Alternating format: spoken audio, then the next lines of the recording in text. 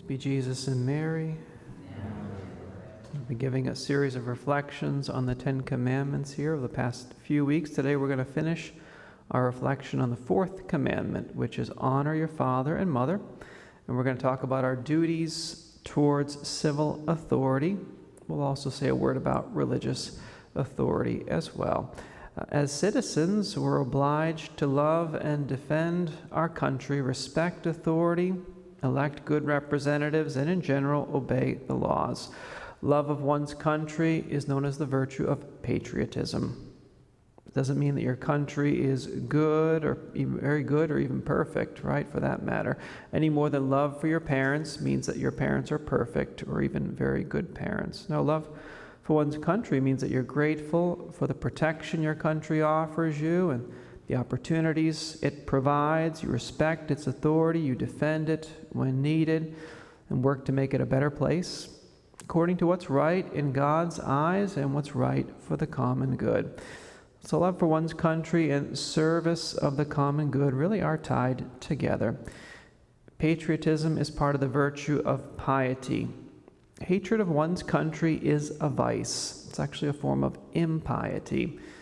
Often those here in the U.S. who hate our country are very self-centered and have a number of other spiritual problems as well, at least from what I've observed. Hatred for one's country, not a virtue, it's actually a vice.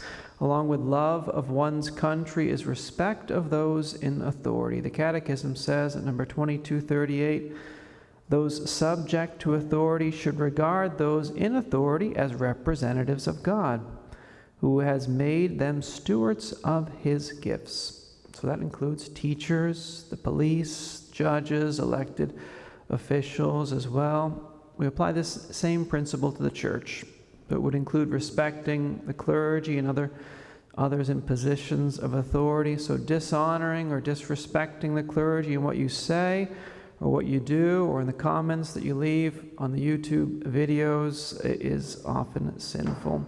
As we've mentioned before, it's a form of dishonoring your mother, who is the church, and dishonoring your spiritual fathers, whether it be the Pope or the bishops or priests or deacons. Two wrongs don't make a right, right? Just because bishops or priests in the church are sinful and misguided at times, or even wolves in sheep's clothing, doesn't give us the right to disrespect or dishonor them. We've talked about that a number of times before. We won't beat the horse to death on that one today. The Catechism says at number 2238, our loyal collaboration includes the right and at times the duty to voice our just criticisms of that which seems harmful to the dignity of persons and to the good of the community, unquote. So we acknowledge that human authorities are not infallible, and even people in the church err as well. And at times we do need to speak up, to people in authority or about them, about the wrong that they've done or their abuse of power. So yes, there is a fine line between respecting on the one hand and correcting or reproving on the other. If you're not sure exactly how to walk that fine line, here's a good principle. It's better to say little and pray much. Okay, say little, pray much. You won't go wrong with that one.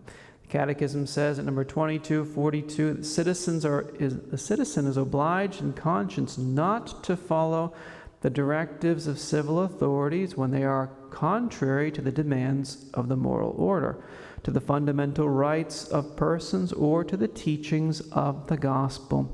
Refusing obedience to civil authorities when their demands are contrary to those of an upright conscience finds its justification in the distinction between serving God and serving the political authority community, unquote.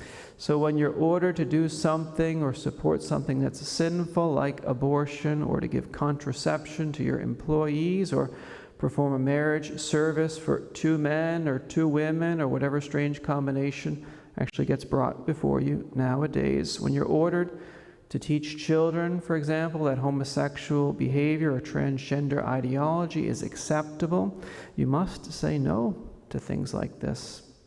Otherwise, you become a cooperator in evil. You're obliged in conscience to say no to immoral laws and directives. We must obey God rather than men, said St. Peter in Acts 5:29. That same paragraph 2242 of the Catechism, also says, when citizens are under the oppression of a public authority which oversteps its competence, they should still not refuse to give or to do what is objectively demanded of them by the common good. But it's legitimate for them to defend their own rights and those of their fellow citizens against the abuse of this authority within the limits of the natural law and the laws of the gospel, unquote. So just because public authority is corrupt doesn't give us the right to entirely withhold the services that we owe to them. I think that should be common sense for the most part. Now for something that's a little bit more complicated, most laws impose an obligation in conscience to observe them. It's true. However, the common view among moral theologians is that there are what are called penal laws, meaning that there's a penalty, hence the word penal, for violating certain laws, but those laws don't oblige under mortal or even venial sin. So if you violate a penal law and get caught, you have to pay the fine or accept the consequences, but there's no sin attached to the violation in and of itself. Since lawmakers nowadays generally disregard the idea of a supernatural sanction being attached to the laws that they make, many civil laws could be classified as penal laws. The Dominican theologian Dominic Prumer wrote a book, The Handbook of Moral Theology, 1956. It was published, has an imprimatur as well. He says that many of the observances of civil government are considered penal laws nowadays. So even though it's not a sin to transgress a purely penal law, it might happen that disobeying that law would be a sin against some other virtue. For example, against the virtue of charity or truth or even prudence as well. So the idea of a purely penal law wouldn't apply, obviously, to civil laws, which clearly have some moral aspect to them. For example, laws against homicide, right? Murder is already a sin.